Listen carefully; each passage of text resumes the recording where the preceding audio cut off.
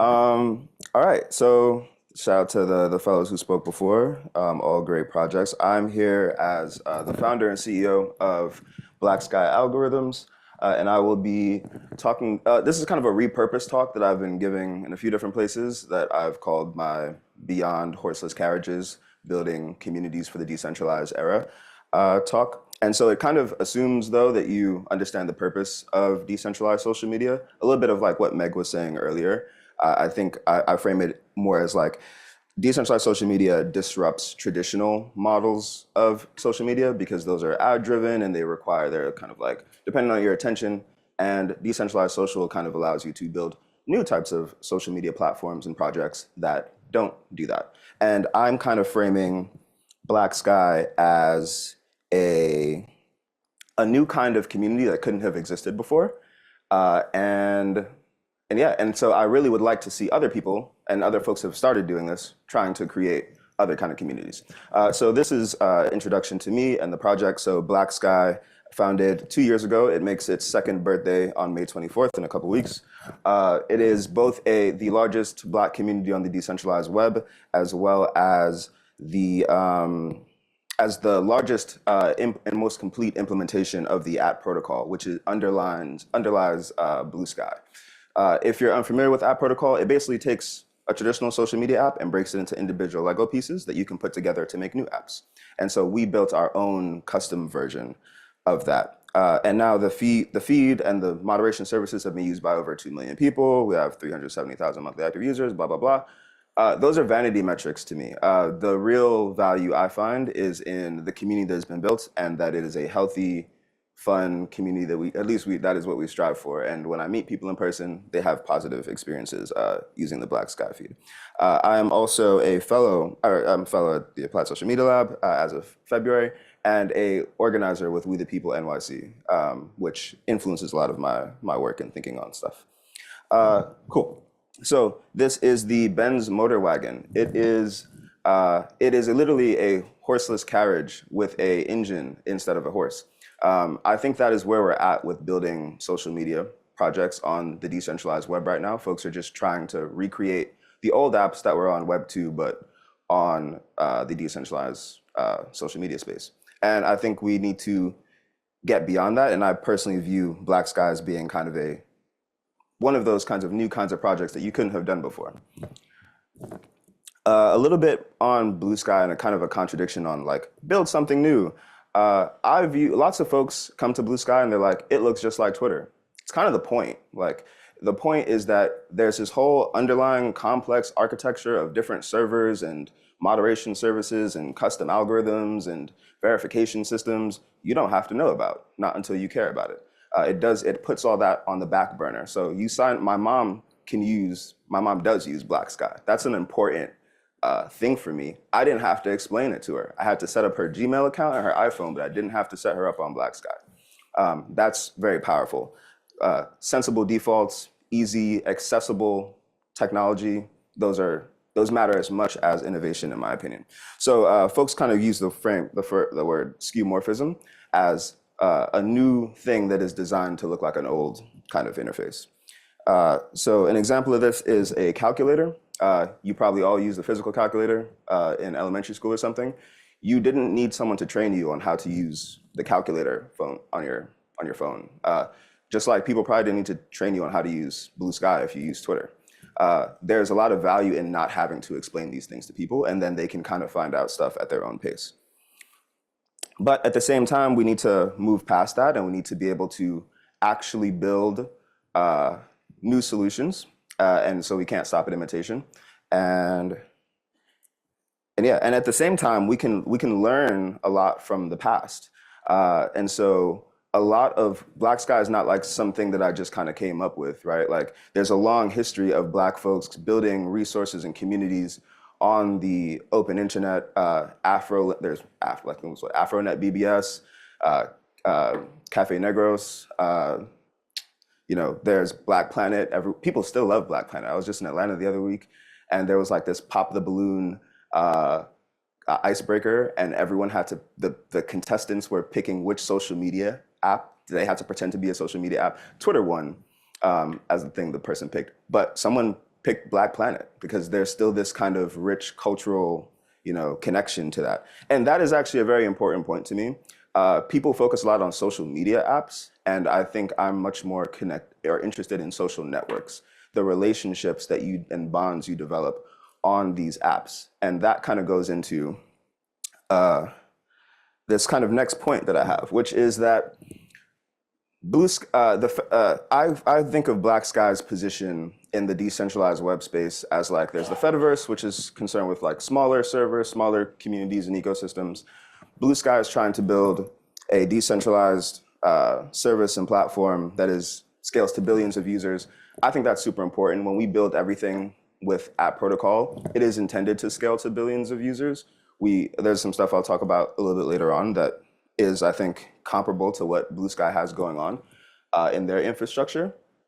But very importantly, I think we don't have to try to pursue billions of users for us to be sustainable. You can carve out this niche right here in the like 1 million, 2 million person size space and have community moderators come up with your own community rules. You don't have to have like you're not concerned with like platform moderation problems of CSAM and illegal content and terrorism. You're concerned with the health and well-being of your community.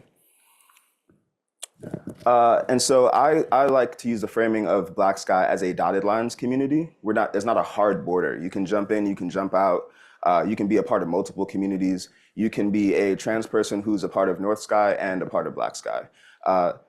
There is not this, there's a ton of examples of projects who tried to be like, we're the Black app. And then they took millions of dollars and then they were like, we're for everybody, but we prioritize Black folks.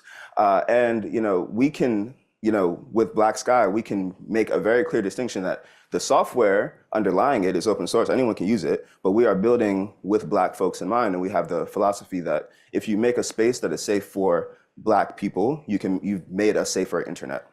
I really like this dotted lines analogy, and I take it from the amazing Darius Kazemi. He gave this talk on squishy amoeba-like objects, and I really like these, there's this, all these services that are very specific and have these firm boundaries, but then these squiggly lines, and those are, those could be like multiple services. It could be one, it could be a couple, and then the way I at least interpreted his diagram here is that this is like the Fediverse and there's all these different servers, and then you can kind of, those are like your local instance, and then you can draw these connections kind of arbitrarily and form like a neighborhood. And that's kind of how Black Sky worked, especially in the beginning. It wasn't just this global Black community. First of all, it's not necessarily all Black people. It is the community that identifies with Black Sky. And at the beginning, it was like a couple people and their friends, and it was like the Black academics, it was like these like Gen Z folks from this app called No Space who migrated over, and I just threw them all together into the feed, and that created the identity of Black Sky. And this is one of the newer things that we built. So this is the relay. So we're now getting into the part of the talk where I just kind of talk about, and I'm running out of time, but I'm gonna try to talk about all the different technical pieces that we've built. So this is the relay. There's the goal of building this is to ensure that the social network lives on past the social media app. So if Blue Sky goes down tomorrow, we have the infrastructure to create a global social media network without we won't miss them. We've already developed the software, we already have the server running. What you're seeing here is these are the thousands of servers that have all the 35 million users on Blue Sky hosted, being scraped in parallel and fed into the Black Sky feed. So our servers are independent of the Blue Sky app. And you could subscribe to this today. It's at proto.africa. And this screenshot is this person, Phil, who is demonstrating that they can connect to this app called Dear Social and connect to the Black Sky Relay and connect to this other server and basically recreate Blue Sky without Blue Sky today. Not a future thing, not a theoretical thing, it's already existing. Another thing we really believe in is people owning their own data, owning their own identity. So we also have this piece called the personal data server. That's the thing that publishes your data to the network. we also built that from scratch. All these things we built from scratch so that we can keep our community and network going beyond just one app. And we're giving it all away for free for other people to access. We also want to create spaces. So we think public social media is important, but private social media is equally important, if not more. There's a growing contingent of young people who distrust journalism and media and social media, and they want to have, they're just in group chats now and signal chats, and they want to have private spaces. So the private state is not possible on app protocol yet, but we're just going to hack on it and make a version of that because the identities are owned. You can do login. This is another cool app called Dear Social that someone built that was a part of this idea. After I gave this original talk, I was like, oh, I have a blue check on Blue Sky, but I want to be able to give out blue checks. Black Sky wants black checks.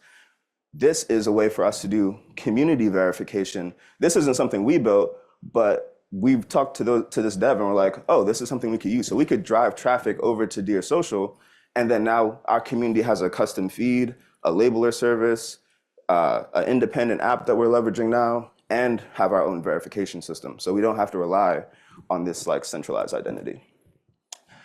This is an example of us writing our own moderation rules.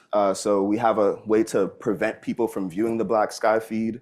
We kind of did a hack on personalized algorithms. So instead of showing you stuff that you've liked, if we know you're a bad actor, we prevent you from viewing the feed entirely.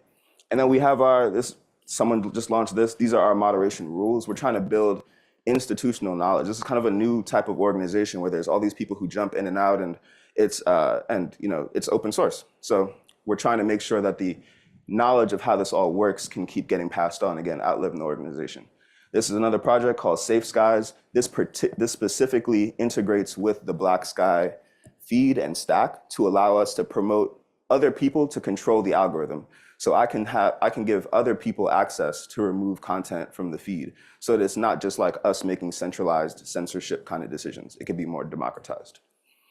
And this, lastly, is another tool that we've worked on. The relay we got a grant from SkySeed. We got a grant from IPFS to work on this.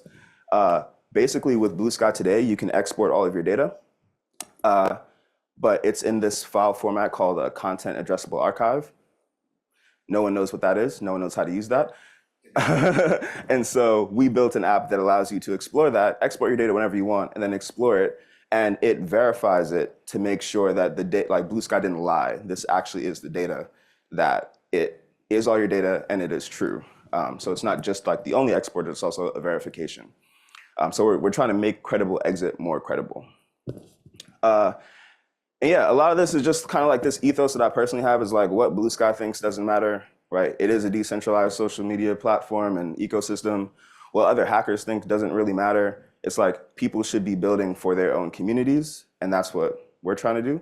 And we build we just follow our own rules. We march to the beat of our own drum.